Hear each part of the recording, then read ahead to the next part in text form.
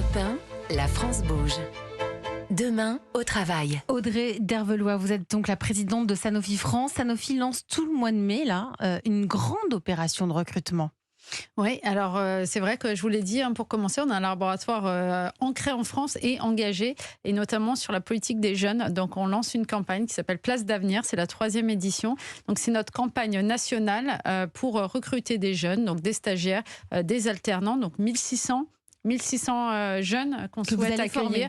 Oui, et donc des alternants, vous allez les former. On les forme, on passe du temps, on leur fait découvrir ce qu'est l'industrie de la santé. C'est pas connu de tous, donc on espère créer des passions et en tout cas aussi de donner finalement la chance à des jeunes de découvrir un métier, pour un certain nombre de rester, et puis pour un certain nombre de continuer leur parcours. Et c'est important, on le fait dans les quartiers prioritaires. Ça, c'est vraiment aussi un engagement qu'on souhaite, et d'aller plus loin. Donc, il y a à peu près 10% des jeunes issus de quartiers prioritaires qui sont dans ce programme de Place d'avenir. Il y a déjà 20 000 collaborateurs en France chez Sanofi. On a 20 000, mais on est toujours preneur pour aller plus loin dans la diversité. Vous recrutez chez vous, Robert Marino, pour Qubit Pharmaceuticals ? Oui, on recrute en permanence, en fait. C'est tout le temps ouvert. C'est la guerre des talents au niveau mondial.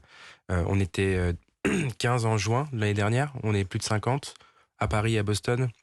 Et en fait, on est en compétition avec des startups qui peuvent être n'importe où dans le monde, puisque c'est des métiers qui sont souvent derrière un ordinateur. Donc avec une connexion Internet et le télétravail, ça peut être possible partout.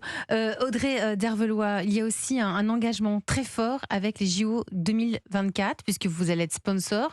L'objectif derrière tout ça, c'est de fédérer vos 20 000 collaborateurs. Oui, alors on est le seul finalement partenaire de la santé engagé sur Paris 2024. Alors on le fait avec un axe très particulier pour nous, c'est la diversité, l'inclusion, et d'aborder en fait des sujets pour la société qui sont finalement autour de valeurs communes qu'on trouve dans le sport. Donc engager nos collaborateurs sur ces thématiques de la résilience, de l'effort. Il n'y a pas toujours que des succès dans la recherche, mais aussi de porter des sujets vraiment pour la société. Donc on a une team, la team Sanofi, avec des athlètes. C'était sur la base du volontariat, ils sont venus. Alors on a deux choses. On a une team Sanofi avec des vrais professionnels du sport, et puis on a aussi des volontaires, donc des collaborateurs de Sanofi du monde entier qui seront présents durant Paris 2024, qui viendront en tant que volontaires pour aider à l'organisation des Jeux. Donc des professionnels qui vont nous aider à réfléchir sur les thématiques du sport. Des athlètes qu'on connaît ? Il y en a, oui, qui sont connus, mais on veut aussi prendre des athlètes qui portent des histoires personnelles. Donc on a choisi des athlètes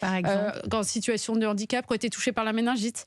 Par exemple, donc qui raconte en fait comment on peut prévenir finalement, puisqu'il y a un vaccin qui est disponible contre la méningite. On a des athlètes qui promeuvent la diversité, d'autres qui sont plus sur le droit des femmes, sur vraiment des thématiques d'aujourd'hui. Et donc c'est important de porter des sujets à travers le sport, et donc c'est des sujets qu'on veut en tout cas accélérer. Sont intimement liés, ça c'est important. Vous restez avec moi tous les trois à suivre.